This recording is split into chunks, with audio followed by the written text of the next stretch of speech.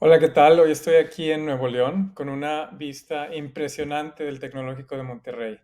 Y tuve la oportunidad de platicar con Salvador Alba, quien fuera durante casi una década presidente de esta institución, que por cierto cumple 80 años de vida en septiembre del 2023. Con Salvador tuvimos la oportunidad de platicar de muchas cosas sobre liderazgo, sobre el sector privado y lo que aprendió ahí, sobre el rol de los empresarios en la sociedad y sobre todo ideas de su libro Un México Posible, que plantea una visión inspiradora para nuestro país. Espero que disfruten mucho de esta conversación.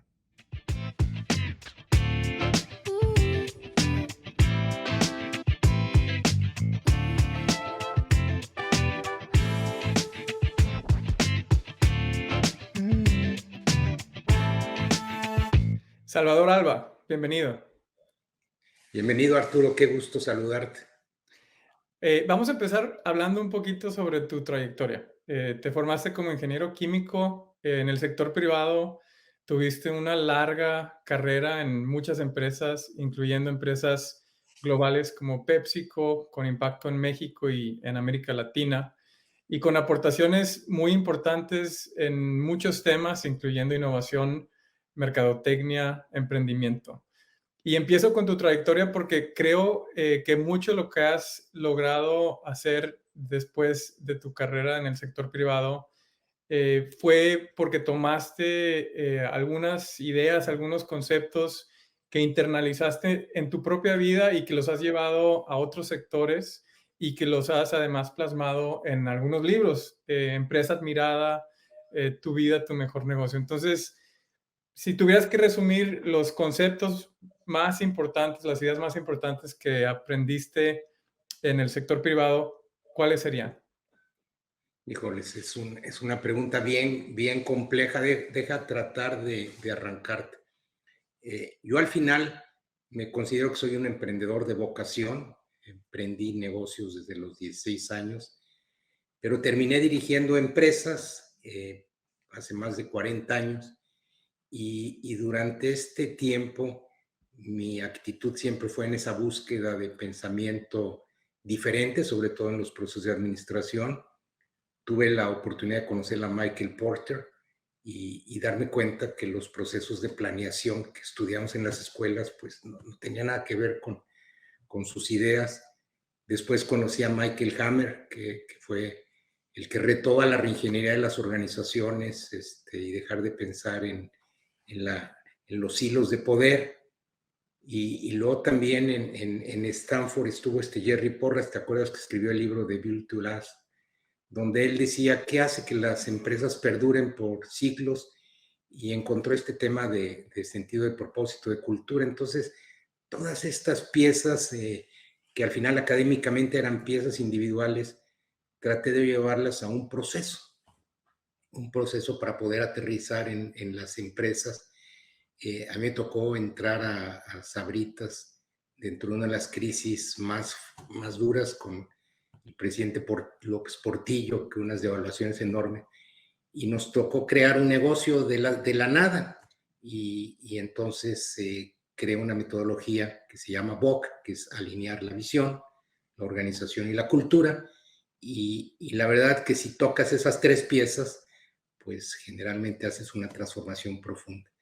La mayoría se enfocan a tocar una visión, una estrategia, pero pocos cambian la forma de organizar. Y hoy, después de Internet hace 40 años, pues requieres velocidad. Entonces, todas las organizaciones están diseñadas con las teorías de Adam Smith de hace 3 siglos. Y después, si tocas la cultura, es poderosísima porque empoderas la organización, pero poca gente se da cuenta porque esto es intangible. Y entonces, esta metodología me tocó vivirla en todas las asignaciones que yo tuve.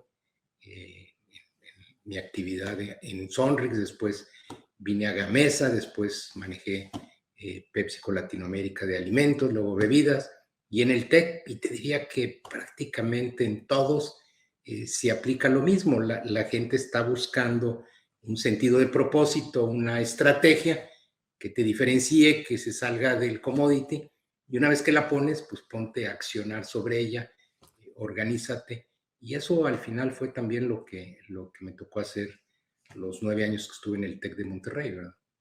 Y sabes, cuando te conocí hace unos 10 años, me acuerdo que platicamos de VOC. Me decías en ese entonces que la mayoría de los líderes son muy buenos para la parte de visión, se ponen un poquito menos cómodos cuando se meten a la organización y que muy pocos llegan al tema de la cultura, que probablemente es lo más difícil. También me gusta mucho tu definición de liderazgo. Creo que cualquiera que ha tenido el privilegio de trabajar contigo, de hacer proyectos contigo, la vive. ¿Nos puedes contar un poquito cómo defines el liderazgo y cómo lo has llevado en tu propia vida? Sí, mira, lo que sucede es que nos tocó vivir un mundo que se movía muy lento. Entonces, los liderazgos vienen desde la historia de la humanidad y el ser humano, liderazgos jerárquicos en donde estás esperando que decida el patriarca, el jefe, y los demás son súbditos, y esa cultura está arraigada el día de hoy. Entonces, y cuando llega un líder, pues piensa que a él le toca dar las órdenes, decidir, y la verdad, realidad es que hoy la gente quiere ser parte de un propósito, quiere ser parte de las decisiones, y entonces hoy requieres, si quieres mover organizaciones muy rápidas, un liderazgo que te inspire, que no te dé las respuestas, que comparta la toma de decisiones, que cuando haya un problema, un reto, pues realmente siente al equipo y sea el último en hablar, y que generalmente él sea parte de o se una a las decisiones del equipo. Y eso le cuesta mucho trabajo a un líder que quiere rapidez, agilidad, pero al final lo más importante para un líder es preparar otros líderes, y la única forma de hacerlo es teniendo la paciencia y dejándolos que ellos puedan empezar a trabajar colaborativamente hacia un sentido de visión, y eso lo practican muy pocos. Seguimos todavía teniendo liderazgos eminentemente jerárquicos, y si tú le preguntas a la gente, oye, ¿el líder decide? Pues te van a decir que sí, y yo creo que un líder que decide hace una organización tremendamente lenta y con gente que se siente que no son parte realmente de la construcción de una visión de un sueño. Y en 2011 te tocó a ti precisamente construir una nueva visión en lo que yo considero una de las instituciones fundamentales de México, que es el TEC de Monterrey, que es una universidad privada, pero que forja en gran parte al futuro de México. Y quiero preguntarte, en 2011 llegaste como rector, después como presidente del TEC. ¿Qué encontraste ahí? ¿Qué tuviste que hacer para construir una nueva visión y cuál crees que fue o que es tu legado en el Tecnológico de Monterrey? Mira, el TEC siempre ha sido una organización muy exitosa, con una presencia en todos lados. Cuando tú revisabas su misión, que nadie se la conocía, pero era una hoja completa que podía aplicar todo. Casi podías decir que este es un país. Y la realidad es que empezamos a ver qué nos diferenciaba y a tratar de en una frase pequeña poner realmente cuál era nuestra visión. Somos una universidad de investigación o de formación, que ese es un dilema en las universidades de prestigio. Y al final definimos en ese momento que formamos líderes con espíritu emprendedor y sentido humano. Frase que todo el mundo entiende, pero que también nos dimos cuenta que ninguna universidad del mundo tiene la palabra liderazgo y sentido emprendedor y la parte humana en su visión. Y esto nos llevó a que si nosotros vamos a preparar soñadores que persiguen sueño, que eso es un emprendedor, pues no le podemos dar un sistema de educación tradicional, tenemos que desarrollar soft skills, cambiar el modelo educativo, y esto nos llevó a que de una frase pequeña, pues empezamos a cambiar el TEC, a hacernos muy atractivos, porque pues hoy el motor de una sociedad pues es esta capacidad de emprendimiento, y el TEC se declara, y en el momento que declaras todo esto, pues empiezas a crear educación para emprendedores, aparece IN Monterrey, aparecen instituciones apoyando esto, y curiosamente no había rankings de emprendimiento, había uno de Princeton Review, donde pues ni nos medían. Bueno, y cuando yo dejé el TEC, ya nos medían en el cuarto sitio de todas las universidades que ellos miden. Entonces, ¿qué quiere decir? Que el poder de una visión es poderosísimo porque hace que la energía de todos se vaya en esta dirección. Y la otra es, las universidades son tan buenas en su capacidad de atraer al mejor talento, porque la unión de talento pues genera esta magia después que transforma una sociedad. Entonces, el TEC tenía que ser una universidad atractiva para cualquier talento sin importar nivel socioeconómico. Me parece que un gran logro también del TEC fue haber creado estas becas Líderes del Mañana, en donde pudimos realmente ser una universidad que privilegia el talento académico más que quien pueda pagar la universidad. Y al final, pues el TEC estaba en el lugar 380 en los rankings de QS, y cuando yo salí, pues ya andábamos en el lugar 150 del mundo. Entonces, y por otro lado, pues la selectividad, ya andábamos nosotros en aplicaciones de estudiantes que querían entrar al TEC, pues los últimos números que yo recuerdo antes de pandemia, aceptábamos al 60%, es decir, rechazamos 40% de las solicitudes. Entonces, la calidad de alumnos, la diversidad, pues era sensacional, y esto pues genera también una dinámica que implica cambiar también los modelos educativos, los profesores. Es una energía que implica también cambiar nuestros campos para hacerlos integrados a la ciudad, integrados a la calidad de vida que está buscando también el que viene de otra ciudad o de otro país. Entonces es un proceso que inició. Yo pienso que el proceso de cambio del TEC, a lo mejor me tocó dejarlo al 20, 30%, porque yo sí me imagino al TEC pues, siendo motor para poder transformar el medio ambiente, las ciudades, lo que al final hizo Stanford en Silicon Valley, o MIT, Harvard en Boston. Es decir, yo sí creo que el atraer talento es lo que diferencia hoy a las regiones del mundo, y que son las universidades, y pluralizo, porque a mí me encantaría que hubiera 3 universidades, inclusive de mayor prestigio que el TEC en Monterrey, y te aseguro que el per cápita de ingreso en Monterrey, la capacidad de atraer no manufacturas, sino otro tipo de organizaciones estaría. Yo veo esa visión, por eso, aunque tuvimos buenos avances, yo creo que de lo que el TEC puede ser, estamos al 30%, ¿verdad? No, y creo que esa misma visión, y voy entrando a otro tema, esa visión es, de cierta manera, un microcosmo de lo que podría ser México, de lo que podría lograr México, ¿no? Porque llevaste una organización mexicana a crecer y a aparecer en los rankings globales, ¿no? Como México debería estar en los rankings globales. Y llevaste a la cultura del TEC a cambiar, a abrirse, a convertirse, el Distrito TEC es una belleza, ¿no? Como ejemplo de cómo se conecta con el resto de la ciudad de Monterrey. Y creo que eso, de cierta manera, puede ser algo que podemos replicar, no solo en otras ciudades del país, sino como concepto en una visión para nuestro país. Salvador, hablemos de Un México Posible, este libro que con José Antonio Fernández Carvajal publicaron en 2018. ¿De dónde nació la idea? También, oye, Arturo, publicamos juntos, ¿eh? Realmente este libro no hubiera salido si tú no nos pones en orden y también nos exiges, ¿verdad? Porque en nuestras agendas dedicarle tiempo a esto no fue fácil. Fue un placer aprender de ustedes y trabajar con ustedes en este proyecto de visión de país. Pero cuéntanos la idea, de dónde nació la idea y cuál es la tesis principal de Un México Posible.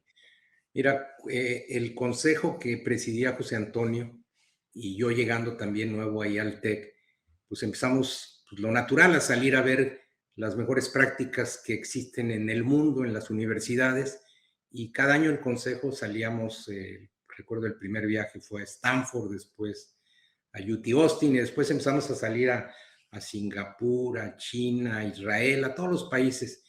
Y la verdad es que teníamos la fortuna de que nos recibían los líderes, en algunos casos los primeros ministros, y podíamos ver las transformaciones que habían dado las ciudades Corea, y nos damos cuenta que había elementos comunes ejecutados diferente por las condiciones de sus países, y regresamos a México y nos damos cuenta que en México traíamos otros chips, que en realidad llevábamos muchos años, más de 40 años, sin crecer. Nuestro crecimiento ha sido muy incipiente, del 2%, casi igual que la población, y decíamos, ¿qué nos está atorando?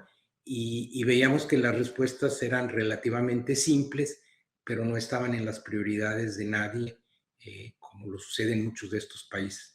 Y entonces, comentando con José Antonio, dijimos, oye, creo que es la oportunidad también, tenemos una responsabilidad de compartir todo esto en un documento. Venía un proceso también, esto fue en el 2016, venía 17, venía un proceso electoral en el 2018, y dijimos, creo que podemos contribuir con un documento que siguiendo la misma línea de alinear una visión, una organización y una cultura, establezca ciertas líneas o principios para crear esa narrativa para un México diferente que nos una alrededor de esto que hoy, al día de hoy, no tenemos una narrativa, ¿verdad? Inclusive no tenemos ni un diagnóstico, sabemos que estamos en un lugar donde no quisiéramos estar, pero si revisamos todos los rankings de México en educación, en seguridad, en todo, pues están muy mal. Entonces la pregunta es, ¿cómo te diriges? Entonces hoy ves en todos los grupos sociales listas enormes de acciones y página, y la realidad es que es muy aburrido, y eso es una mejor, si lo hiciéramos es una mejora continua, porque de todas maneras el mundo evoluciona, y si no nos concentramos en 2, 3 cosas, pues realmente a dónde vamos no lo sabemos. Lo que sí es un hecho es que yo le pregunto a la gente, bueno, ¿cuál es el diagnóstico de México? Dámelo en una palabra. Y no lo saben decir. Y creo que para mí el diagnóstico es que nuestro crecimiento ha sido incipiente y mal distribuido, así de fácil. Y cuando tú lo ves, porque hablamos de que si los gobiernos anteriores nuevos, en los últimos 40 años, el ingreso per cápita del mundo se duplicó y el de México creció cero. Prácticamente andamos en los $10,000 y mal distribuido. Entonces, sí somos uno de los países con peor desempeño del planeta. Inclusive llegamos hace 25 años, 30 años, éramos una economía en tamaño arriba de China. Éramos la 9, China era la 10, y hoy estamos en el 16, 17, y a la velocidad que vamos, pues vamos a perder. Y hoy lo vemos, por ejemplo, cuando tú revisas los últimos 5 o 6 presidentes de México, pues el crecimiento promedio ha sido del 2%, ligeramente arriba del crecimiento de población. Entonces, ¿dónde está el beneficio real de la población? Curiosamente, yo veía que el mejor desempeño lo tuvimos con Carlos Salinas de Gortari de 4, pero hoy estamos en 0, literalmente en crecimiento 0. Entonces, la pregunta es, ¿cómo le haces para que este país duplique su ingreso por habitante a la mayor velocidad? Que es bastante factible. Lo que pasa es que nadie lo ve, y que subamos al país a $20,000. Corea anda en 30,000, pero ¿cómo le hacemos y con una menor dispersión entre el que menos tiene y el que tiene? Y eso fue el planteamiento de establecer en este libro, que me parece es un gran documento, pero pues que no lo estamos siguiendo, está muy alejado de donde estamos hoy en la estrategia.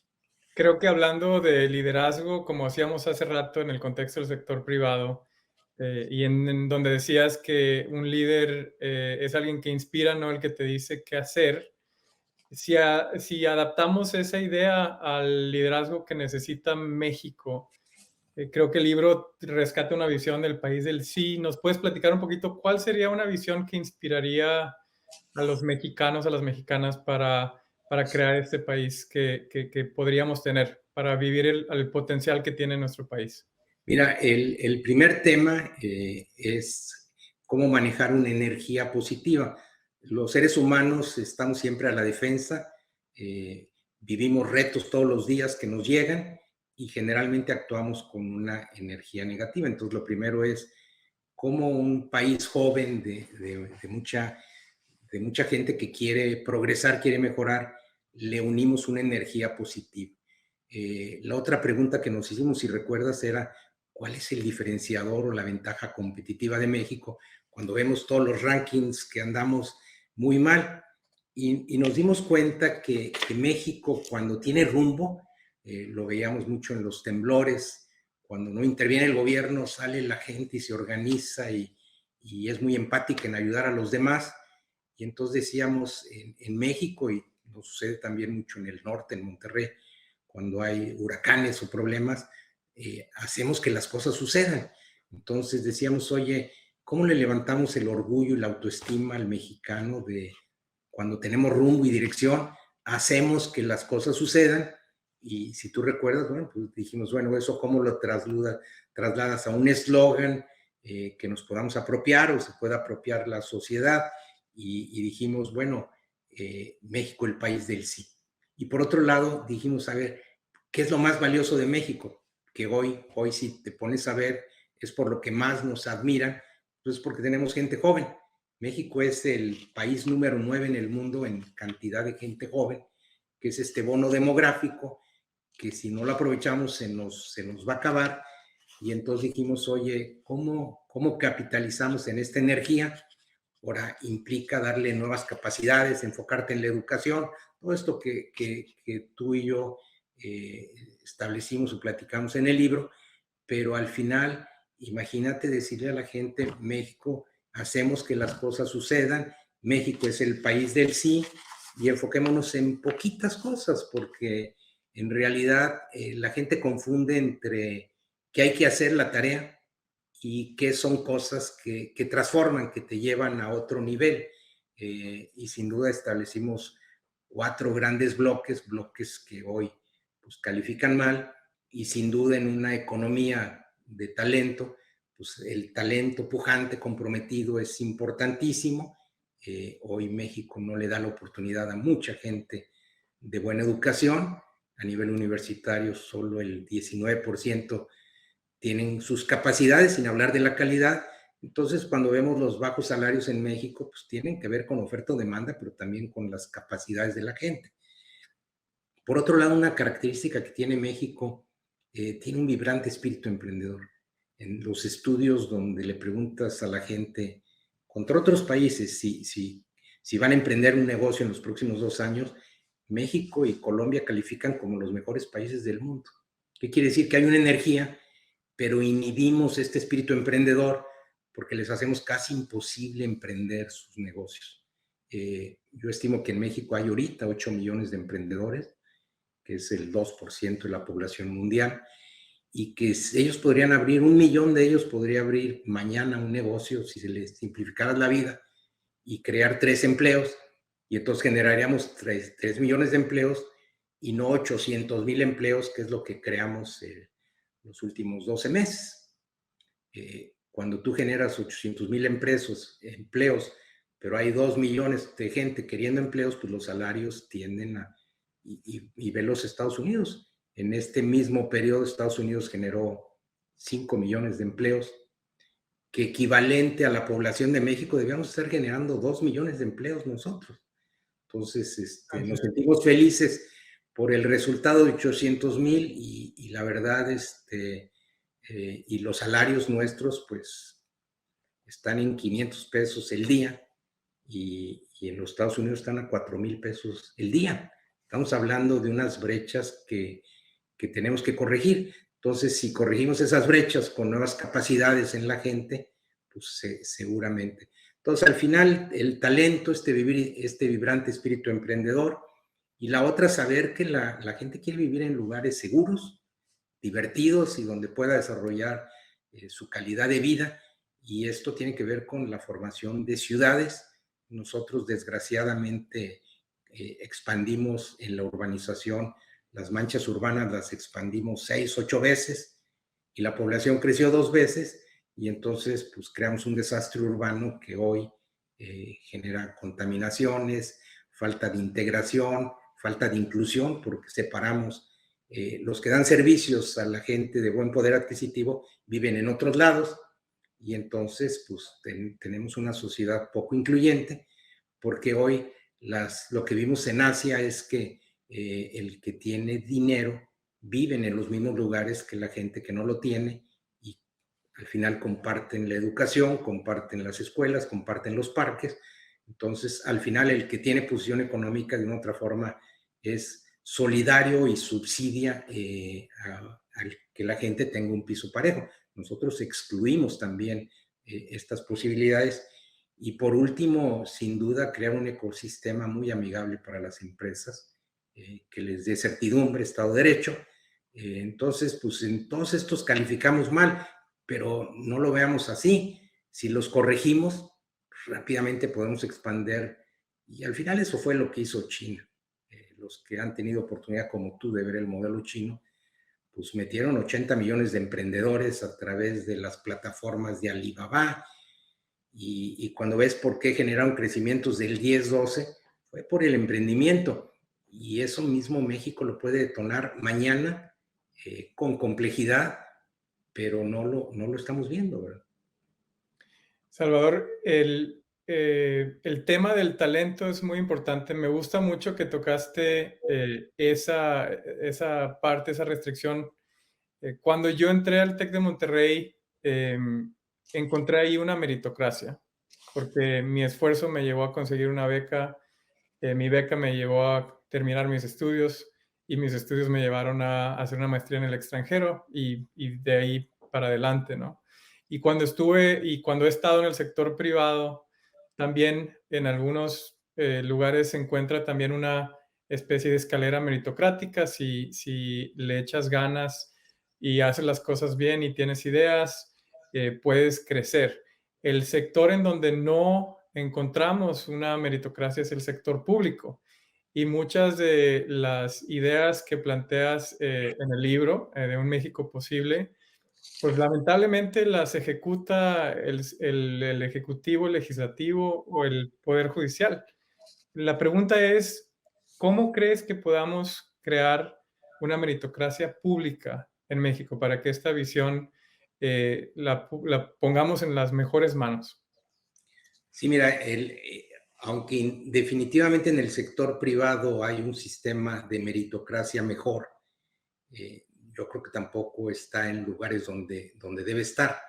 El problema fundamentalmente del gobierno, pues es que los incentivos no están muy claros, no hay programas de carrera, la gente cambia dependiendo la lealtad al funcionario, salvo en el servicio exterior, que se supone que hay programas de carrera, pero necesitamos nosotros empezar a organizar y a gestionar el gobierno en forma diferente e incentivarlo también económicamente para que la gente quiera trabajar ahí.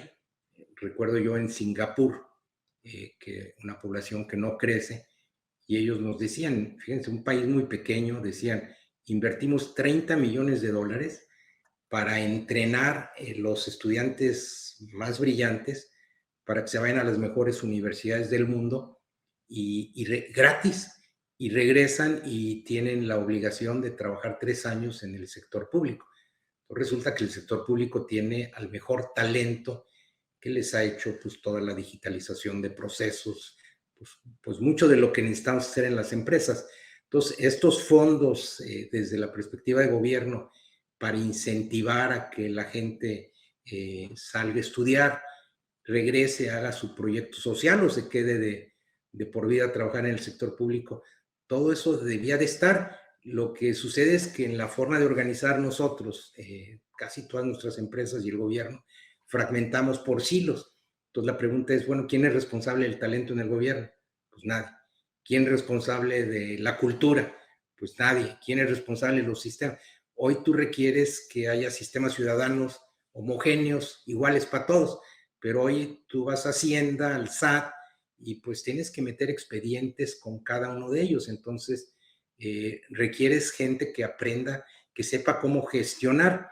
La mayoría en el gobierno llegan a posiciones después de elecciones prácticamente sin experiencia en operación y hoy tú ves que las capacidades de la mayoría de personas en el sector público y privado no tienen las capacidades para enfrentar los retos del mundo.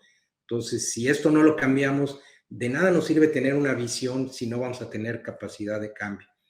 Y por eso también una parte del libro es que en realidad el cambio ya no se da en los países, se da en las ciudades. Entonces, resolver el problema de México es muy complejo, pero el resolver el problema de 3 o 4 ciudades sí puede ser posible, y estas 3 o 4 ciudades generan también los experimentos que después todo el mundo empieza a imitar. Y hoy tú ves que el mundo, pues la innovación del mundo se está dando en 8 regiones, 8 zonas geográficas que no tienen frontera, y creo que esa es la otra gran oportunidad de México. Según datos del INEGI, en 2050, Salvador, 80% de la población de México va a vivir en 20 zonas conurbadas.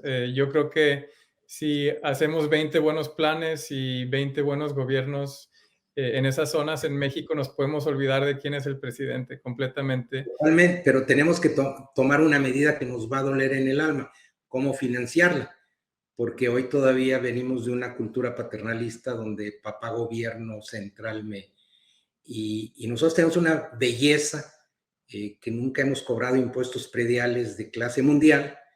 A la gente cuando hablas de estos temas le duele y se enoja, pero en realidad es la forma de crear ciudades incluyentes y ponerles cordones.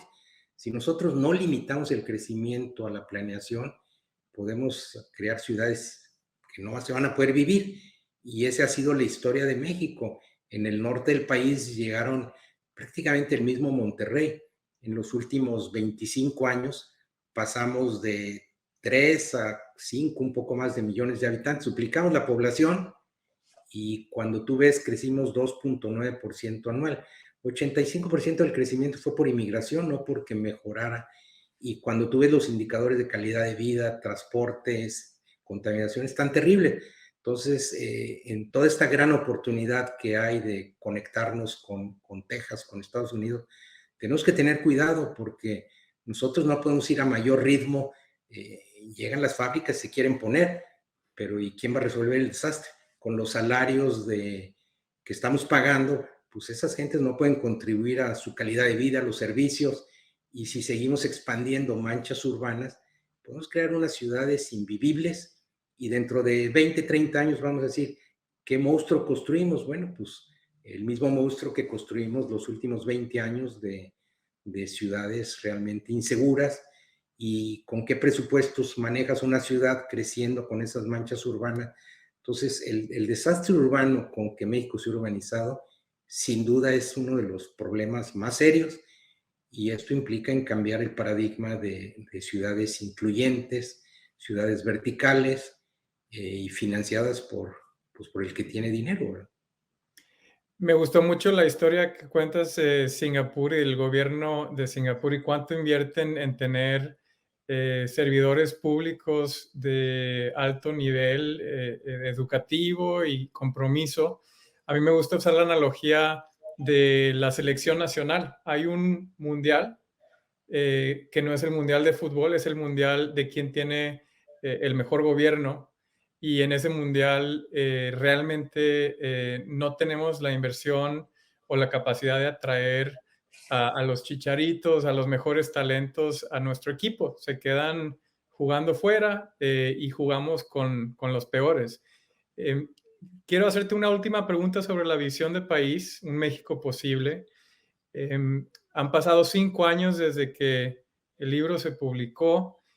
¿Crees que todavía es vigente la idea, la visión? ¿Cambiarías algo o crees que es simplemente poder encontrar la oportunidad de entablar esta visión para cambiar a México? Sí, mira, esa visión en realidad hoy dice un México posible, pero podría ser aplicable yo te diría que a más de 30, 40 países del mundo, porque los principios son bastante universales. Posiblemente el nivel de desarrollo, desempeño, debilidad o fortaleza cambia de país a país, pero la realidad es que enfocarnos en educación, en dar un piso parejo, en impulsar el emprendimiento Imagínate que la gente, yo recuerdo en Singapur hace más de 30 años podías abrir un negocio en 3 minutos por internet y te daban programas de entrenamiento, te veían como héroe. Imagínate, todo eso lo podríamos hacer mañana sin ningún problema, porque la digitalización pues, se maneja a nivel central. Entonces, todo eso lo podríamos hacer. Lo más difícil es cambiar la forma de vida en nuestras ciudades, ser una sociedad más empática, más incluyente, mejorar los procesos educativos. Todo eso requiere, pero también si tenemos ese rumbo y la gente se entusiasma en ese rumbo, lo vamos a ir corrigiendo. Y sin duda el tema que le duele a la gente es el tema de seguridad, pero el primer tema de seguridad es, pues, volvámonos a vivir más juntos. Mientras más nos dispersemos, pues va a ser mucho más difícil poder tener el control de seguridad, pero cuando tú vives urbanamente, vives en colaboración, estableces valores, pues la probabilidad de corregir los temas de seguridad es más fácil. Una última pregunta, platícame de la frase que tienes atrás, Powered by Optimism. Mira, yo tengo una creencia que en el mundo vamos a recibir todos los días problemas y problemas y cosas que nos llegan que no controlamos.